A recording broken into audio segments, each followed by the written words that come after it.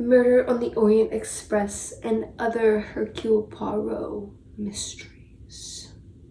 Hi guys, my name is Lily and I read this book. Yeah, and today we're gonna talk about it.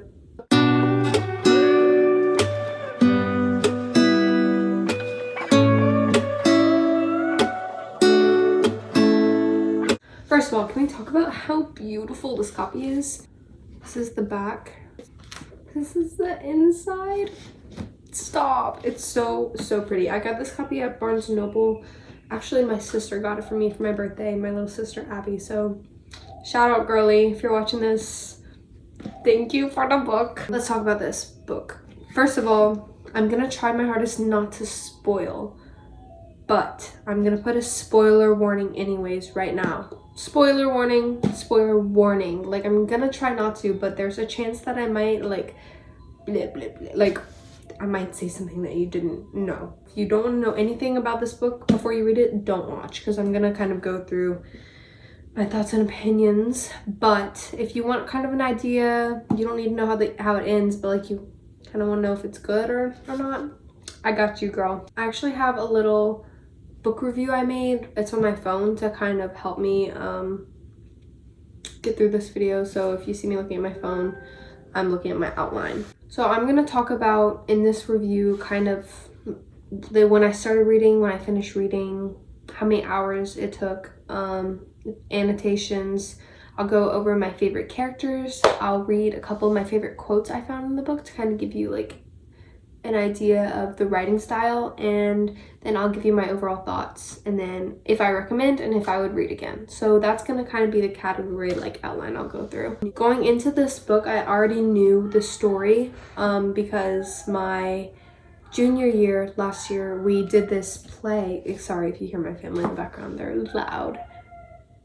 loud. My junior year I did this production at my high school, this play. We did Murder on the Orient Express, Ken Ludwig's adaptation, so it was a little more on the comedic side, but it was also Agatha Christie's original story still, so I kind of had a general idea of what was going to happen.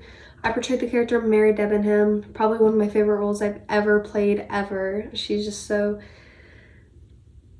it. Like, she's that girl. She is that girl, and I appreciated reading about her in this beautiful book as well. It started off kind of a slow read, only because you have to get used to Agatha Christie's writing style. There's a lot of vocabulary that I wasn't used to at first, and so I had to look up some definitions. There's also a lot of Poirot and other characters like slipping into French accents, or not accents, but like French sentences. So I started this book on December 19th, 2022, and I finished it on December 27th, 2022. So I actually got through it pretty quickly. What is that? 8 days? 9 days to read. I also timed how long it took me to read, like hours wise. Like, I would start a timer and stop as I was actually actively reading, and so even though it took me 9 days, I wasn't reading every single minute of those 9 days, if that makes sense. So it took me a total of 12 actual active hours to read this book, if that means anything to you. And then I also annotated this book. So I went through and, first of all, trigger warning, I guess, if it bothers you to write in books, but I went through and I highlighted words or phrases that I didn't know and I had to find the definition. I would write the definition in, or something that was in French that I translated, I would write the translation, or I would just write my thoughts and opinions. Like, if there was a quote I liked, or if I had thought like, oh, that is so suspicious, I bet it's him, I would go ahead and annotate it. Like, that's just an example. So you can kind of see like a few of my pages are, actually a lot of my pages are written in. Do one more example. So for my favorite characters, like I said, I already went in knowing that I love Mary Debenham because I'm biased and I portrayed her in our play and I loved her so much. So Mary Debenham is one of my favorite, but also Book, stop it right now. Book has my heart, my whole heart. It's Book's. So I'm gonna kind of read what I wrote specifically about these characters that I liked. I said, Mary Debenham will always have a special place in my heart, and I really appreciate that in this telling of the story, it was not only her class, but her individuality and independency that made her unique. Whereas in Ken Ludwig's adaptation, she almost is solely associated with the Colonel Arbuthnot and her dependency on a big, strong man. In this version of the story, I must also admit that Book has my whole heart. He is kind in nature, but he has charmingly slow or regular attributes in commons when compared to Poirot. In my mind, as I was reading the story, the connection I couldn't help making would be an instance such as if Zac Efron played Ron Weasley. He truly felt like a heart in the story, and I found joy or humor every time he had something to say. If Zac Efron portrayed Ron Weasley, that was good of me. That's exactly the vibe I was getting. Like, I pictured him like charming and handsome and funny and like charismatic, but also he was a little bit slow. And I don't know if he was slow or if he was just normal, and next, like, compared to Poirot, he was a little bit slow, but nonetheless, I literally could read about him over and over and over again. So him and Mary Debenham were the characters that stuck out to me in this story. Here's some quotes I found that either stuck out to me as like a quote, or, well, obviously as a quote, but stuck out to me as a quote that could be applied to everyday life, or it stuck out to me as a quote that I thought summed up the novel, and I just appreciated the style.